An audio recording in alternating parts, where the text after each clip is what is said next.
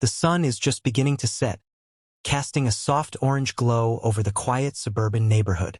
My porch, a modest space adorned with a few potted plants and a hammock swaying gently in the breeze, is my sanctuary. It's where I go to unwind after long hours at the law office, a place where I can finally breathe. The distant hum of lawnmowers and the rhythmic sound of children playing drift across the street, creating the illusion of peace.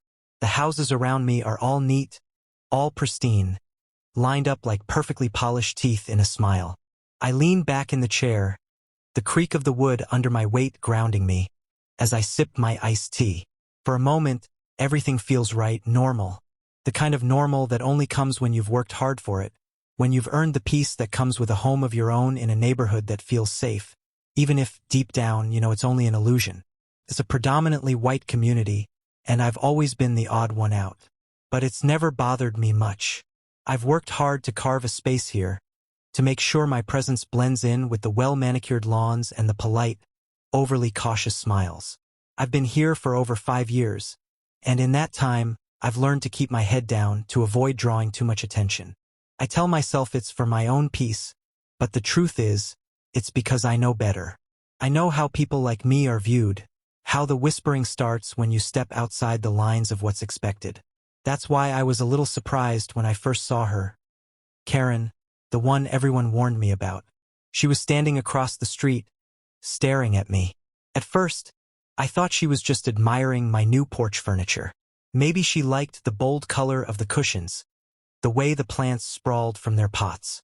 But then her eyes narrowed, just slightly, and her lips pressed together in a thin line. It wasn't admiration. It was something else, something colder, something calculating. I try to brush it off. She's probably just one of those neighborhood busybodies who has nothing better to do than judge the decisions of others. But the unsettling feeling lingers in the back of my mind, like a fly buzzing just out of reach. It's nothing, I tell myself, just a small moment. Still, I notice when she walks up to her own porch the next day, her eyes once again drifting to mine. This time, she's holding a clipboard, and her expression is all business. It's subtle, but I can see it. The way she watches my every movement, her gaze lingering longer than it should. I shake my head, trying to clear the thought. I'm overthinking things. Nothing's wrong. Nothing's happening. But as I settle back into my chair, I can't ignore the feeling that something's about to change. Something I don't yet understand. And when that change comes, it will be more than I can handle. A few days later, the first real crack in my peaceful world appears. Subtle at first, just a note on my door. I glance at the piece of paper, its edges sharp and crisp, as if it had been freshly printed. In the middle of the page is a neatly typed message. We ask that you keep your property in accordance with community standards. Please refrain from excessive clutter or activities that may lower property values. I frown. My porch? Cluttered? There are a few plants and my hammock, sure, but nothing that seems out of the ordinary. Nothing that should warrant a complaint. Still, I try to shake it off. Maybe it's a mistake. Maybe it's just another random grievance from some neighbor who has nothing better to do. But as I stand there staring at the note, I feel a knot in my stomach. I know I'm being watched. The hairs on the back of my neck stand up, and I glance across the street. There she is again, Karen, standing on her porch, her eyes trained on me. She's holding her clipboard again, this time making notes, her gaze flicking between me and the paper in her hand. I'm sure it's not a coincidence. I'm sure she's the one who left the note. I walk back into the house, my mind racing. It doesn't make sense. I'm not breaking any rules. I've read the HOA guidelines a dozen times, and my porch is nothing compared to some of the eyesores that line this street. The pristine white fences, the overgrown lawns that no one seems to care about, the mansions on the other side of the neighborhood with their giant fountains and sprawling gardens. No one seems to mind those. But me, I'm different. I can feel it. I'm not like them. I'm the outsider, the one who doesn't quite fit. I'm the one who doesn't belong. The unease deepens. The next morning, as I head out to grab the mail, I spot Karen again. This time on the phone, her voice raised in anger. Her gaze snaps to me the second I step outside, and she quickly lowers her phone. But it's too late. I've heard her words. Yeah, I'm going to report her. It's getting out of hand. She's lowering the property values around here. It's bad enough we have people like her moving in. But this is unacceptable. Her voice is low but sharp, and I feel the sting of the words in my chest. I try to shake it off. I can't let it get to me. I fought for every inch of this space. No one is going to take it from me. But something shifts. Karen's entitlement is palpable. I can see it in the way she holds herself, in the way she speaks to others like she's the one in charge. She's not just a neighbor. She's the self-appointed gatekeeper of this neighborhood. And anyone who doesn't fit into her narrow definition of what's acceptable is a problem. I try to focus on the day ahead. Work, family, the usual distractions. But as I walk back inside, I can't ignore the nagging feeling growing in my gut. Karen's not just trying to protect the neighborhood. She's trying to control it. And I'm the target. The thought lingers, sour and heavy. As I sit down at my kitchen table, I glance out the window. She's gone now, but I know she'll be back. She always is. And when she comes next, I won't be caught off guard. I'll be ready. The tension in the air is thick as I stand at the door, watching the sunlight grow dim. My hands tremble slightly as I hold my phone, staring at the HOA website. Karen's name appears on the contact list for the board, and my stomach churns. The sudden realization hits me hard. She's the one in charge. It wasn't just the note. It was a message, a warning. The more I think about it, the angrier I become. No more waiting. I grab my keys, lock the door behind me, and march to the HOA office down the street, my heart pounding in my chest. My first instinct is to walk in and confront Karen, to demand to know why she's targeting me, why my porch, the very thing I worked hard to create, has suddenly become a problem. But I can't shake the feeling that this isn't just about my porch. This is about something bigger. I push open the door to the HOA office, and the air conditioning hits me like a wall of cold air. The sterile and impersonal, everything about it feels out of touch. Behind the counter, a middle-aged woman looks up from her computer. Her face is calm, detached, as if she's seen it all before. "How can I help you?" she asks, the forced smile never reaching her eyes. "I'm here to speak with Karen Wills," I say, keeping my voice steady despite the growing knot in my stomach.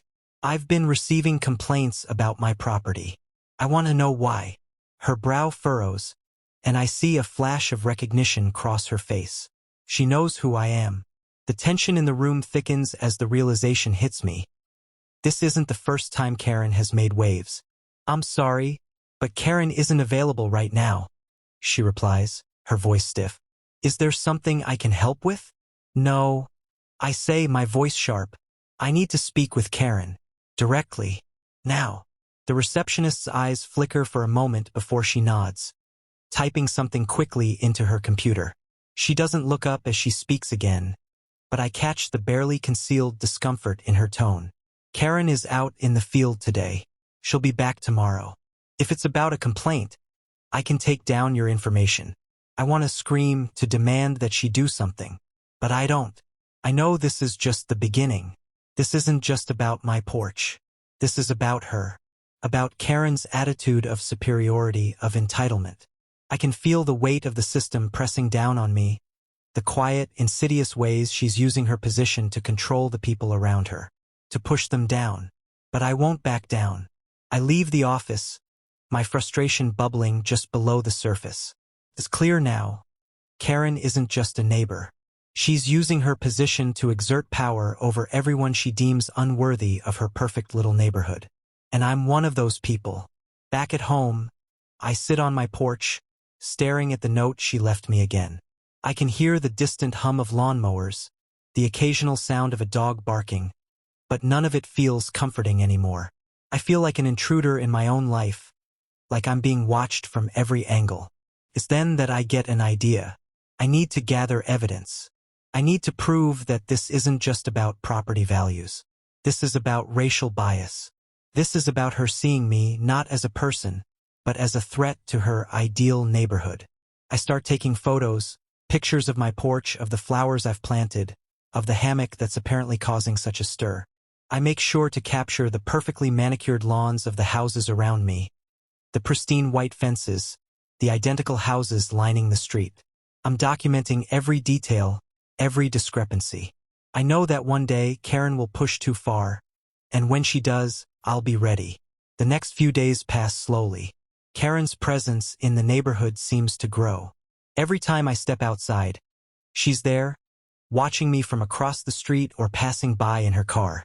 The silence is suffocating, the feeling of being hunted, of being othered ever present. It's like a shadow that clings to me no matter how much light I try to surround myself with. Then, one afternoon, as I'm standing on my porch, I hear it loud, clear, unmistakable. A voice. It's Karen, talking to another neighbor. Have you seen what she's done? It's appalling. We can't let her ruin this neighborhood. It's not just her. It's the whole type. They come in here, and suddenly everything's falling apart. My blood runs cold. The words hit me like a slap. It's the they that cuts deepest.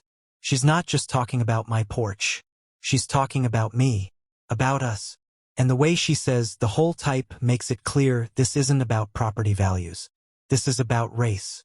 I feel a fire light up inside me, and I'm no longer afraid. I'm not going to let her get away with this. Not anymore. I decide to call in reinforcements. I reach out to a friend, Jared, a local attorney I've known for years. He's been through his own battles with the HOA system, and I know he'll be able to help me push back. We talk through the plan. I'll collect more evidence. I'll record her next encounter with me. I'll take pictures. And then we'll confront her with everything we have. But I know that the stakes are higher now. It's not just about proving a point. It's about standing up for what's right, for holding her accountable. And when I think about what she's done to me, to people like me, I know one thing. This won't end until she's exposed for who she really is. The tension in the air crackles like static electricity, and my pulse beats in my ears as I stand in front of Karen's house. It's the moment I've been waiting for, the moment I knew was coming, but I'm still not prepared. There's something about her, the way she carries herself, that sense of superiority, that makes me feel small even now, even when I know I'm right. Jared and I spent hours yesterday reviewing everything. I have the photos, the recorded conversations, and the documented evidence of Karen's racial bias. We're ready. But my palms still sweat as I approach her house. I'm trying to shake off the fear, trying to convince myself that this is just another battle to win. The driveway is quiet when I pull up, the air heavy with the anticipation of what's to come. The mailbox sits just behind the driveway, a plain, white box that seems completely innocent. I can already picture Karen's smug face when she walks out here, clipboard in hand, pretending like she owns everything in sight. I don't knock. I don't ring the doorbell. I just walk up to her porch. She appears from inside almost immediately, like she's been watching for me. Her expression is one of polite surprise, but I know better. I see the cold calculation in her eyes. "Can I help you?" she asks, her voice sweet but sharp at the edges, like a snake hiding behind a smile. "I'd like to talk to you about the complaints you've filed against me," I say calmly, keeping my voice steady despite the fury bubbling just beneath the surface. Her eyes flicker for a second, then she steps forward, looking me over as if I'm a problem to be dealt with. "I'm not sure what you mean. You've been informed about the issues with your property, haven't you?" I nod, crossing my arms. "Yes, I have. But I've looked at the rules and regulations, and there's no issue with my property. You've targeted me specifically, and I think you know exactly why." She straightens up, her shoulders going rigid. I can see her bracing for a confrontation, as if she's expecting me to crumble. "You're mistaken," she says, her tone shifting, becoming colder. "This isn't about you. It's about the neighborhood, about maintaining a certain standard." She lets the words hang in the air, heavy with implication. I lean in slightly, the words coming out in a low, controlled whisper. "This is about race. About me being the wrong kind of person in your perfect neighborhood. Isn't it?" For a second, I think I see her flinch. It's quick, but it's there. Her jaw tightens, and the smile she forces onto her face falters just enough for me to know that I'm not the one who's mistaken here. She's not used to people calling her out, not in the way I just did. She steps back, as if to gather herself. "I'm not sure what you're implying," she says, her voice now a little sharper. "But if you're going to continue being difficult, I'll have no choice but to escalate this." "Escalate it how?" I ask, my voice level. "You've already tried that. Now it's my turn." I pull out my phone. The air between us thickens, the silence hanging like a guillotine ready to fall. I can feel her growing impatience, her confidence, her belief that she's untouchable, sinking her deeper into the trap I've set. "This is the recording of our conversation from yesterday," I say, holding the phone up for her to see.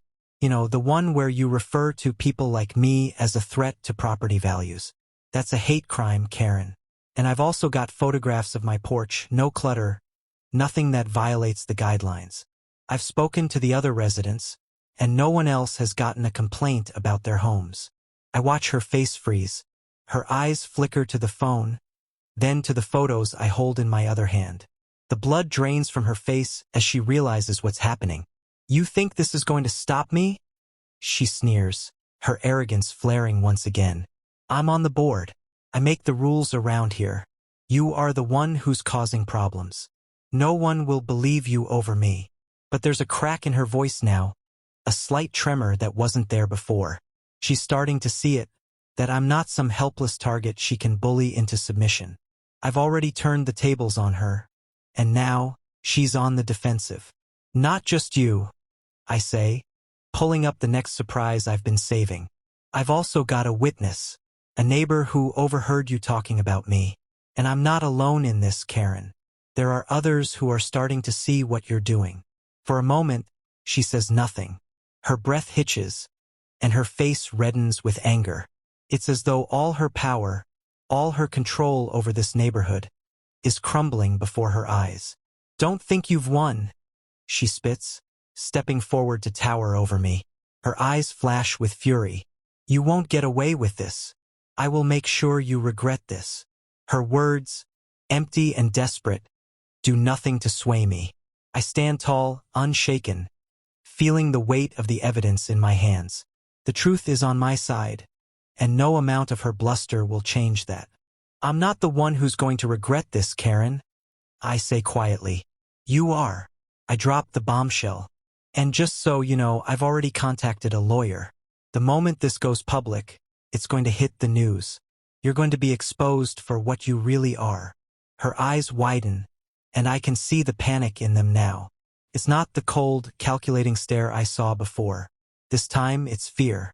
She takes a step back, then another, her control slipping away as the truth sinks in.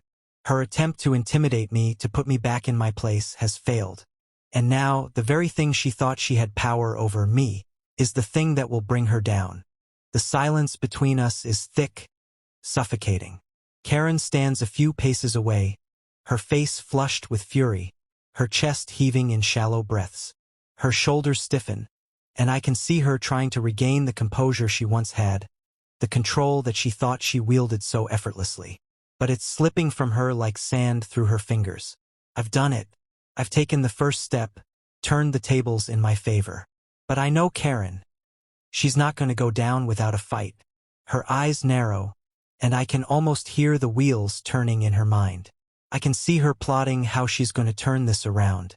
But there's no way out for her now. She steps forward, her voice trembling with venom. "You think you've won?" she sneers. "You think I'm just going to sit back and let you accuse me of all these things? You have no idea what you're dealing with. No idea." I stand my ground, not a hint of doubt in my stance. "You're right, Karen. I don't know what you're capable of. But I do know you're not getting away with this.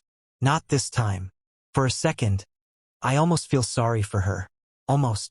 There's something pathetic about watching someone who's spent their whole life in a bubble of entitlement realizing that it's about to burst. But then I remember everything she's put me through, everything she's tried to destroy, and that empathy disappears. I glance down at my phone and slide it into my pocket. This isn't just going to stay between us. I've already reached out to a few of the local news outlets. This is going public, Karen. Her expression falters for a split second, but she quickly recovers. She's not used to losing. The mask of control, of power, is still there, but it's starting to crack. "You can't do that," she hisses. "I'll sue you. I'll have you dragged through court for defamation. You can't possibly have anything that will hold up in court. I make the rules. I run the HOA. They'll take my word over yours. I know it's coming," her attempt to bully me into submission. I've expected this for days, and as much as I want to stay calm, my anger threatens to spill over. But I can't lose control now. Not when I'm so close. I glance across the street, toward the row of houses where I know the neighbors are watching from behind their windows. I turn back to Karen, my voice steady. "You're forgetting something, Karen," I say, the words coming out slow and deliberate. "It's not just my word. You've been caught on camera. Twice." Her face goes white as the blood drains from it. For the briefest of moments, I see panic flicker in her eyes, her carefully constructed world cracking apart in front of her. I know she's trying to process what I just said. It's too much for her to comprehend in the space of a few seconds. "Wah! What do you mean?" she stammers, but I can hear the tremor in her voice. It's not the confident, controlling Karen I've come to expect. This is something different, vulnerable, exposed. "Remember the camera on the lamppost?" I ask, watching her every move carefully. "The one that's been installed for the past few weeks? It caught everything. The conversations, the threats, everything." Karen's lips move, but no sound comes out. She's in shock, and I can see her mind scrambling to figure out how to salvage what's left of her facade. But there's nothing left to salvage. I pull out my phone again, tapping quickly. The footage plays, clear as day, on the screen in front of her. The camera doesn't lie. There she is, in full view, her face twisted with disdain as she glares at me from across the street. Then her voice, clear and unmistakable, floats through the speakers. "You know what they're like," she says, her tone dripping with contempt. "They come in here and think they can just do whatever they want. If we don't stop them now, the whole neighborhood will go to hell." The tape continues, showing her talking to the same neighbor I overheard her speaking to a few days ago, making the same racial remarks about them and how we were bringing the neighborhood down. The words hang in the air between us, condemning her in ways that no one can ignore. The security footage isn't just proof of what she said. It's the final nail in her coffin. Every lie she's told, every claim she's made about maintaining property values, falls apart as the footage plays. The contrast between her words and the calm, peaceful environment of the neighborhood she's trying to destroy couldn't be more stark. Karen's eyes widen as she watches herself on the screen. She opens her mouth to speak, but no words come out. Her arrogance, her sense of superiority, crumbles into nothing. This is illegal," she mutters, her voice barely above a whisper. "You can't." "I can." I cut her off. "You've made this personal, Karen, and now you're going to face the consequences." I hit another button on my phone, and this time it's not just footage. A voice crackles through the speaker. It's a man's voice, clear and professional. "I'm Officer Harris," the voice says, "and I'm calling to confirm that we've received a report from a concerned citizen about the activities at this address. I understand that there's been a violation of HOA guidelines, and this report is now under investigation for hate speech and discriminatory practices." My heart skips a beat as the weight of what's happening begins to sink in. The officer's call wasn't part of the plan, but it's the final piece that ensures Karen's downfall.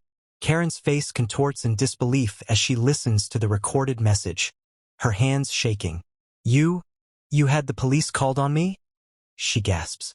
"You think I'm going to jail for this? You think anyone's going to believe you over me?" But her words are hollow now. The truth is out. There's no escaping it.